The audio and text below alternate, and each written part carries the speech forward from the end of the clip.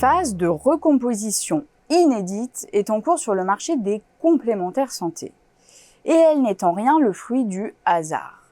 Les résultats techniques ont en effet fortement pâti des impacts conjugués de la crise sanitaire et du 100% santé. Et les tensions sur les marges ne sont pas près de se desserrer d'après la nouvelle étude Xerfi-Precepta. Passage au collectif dans la fonction publique, extension annoncée du 100% santé, impact de l'allongement de l'âge légal de la retraite en collective. Dès lors, les opérateurs se focalisent sur leurs équilibres techniques qui les poussent à concevoir des plans d'action d'une ampleur inédite.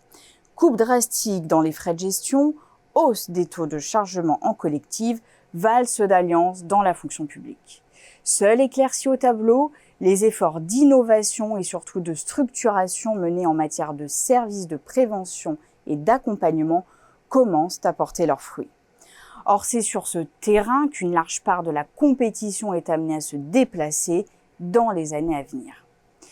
Dans ce contexte, quels acteurs se montrent les plus offensifs? À quelle recomposition concurrentielle faut-il s'attendre? Et quel scénario anticiper pour le marché de l'assurance santé à l'horizon 2025? En réponse à ces problématiques, les experts de Xerfi ont analysé les plans d'action définis par les acteurs pour redresser leurs performances en santé.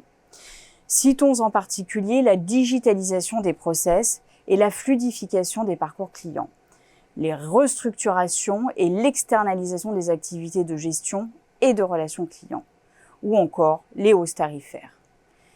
Citons encore la sélectivité des politiques de conquête et de rétention, ainsi que les efforts de diversification. Par ailleurs, les acteurs de l'assurance santé sont engagés dans la structuration et la viabilisation des stratégies de services. 4 se détachent.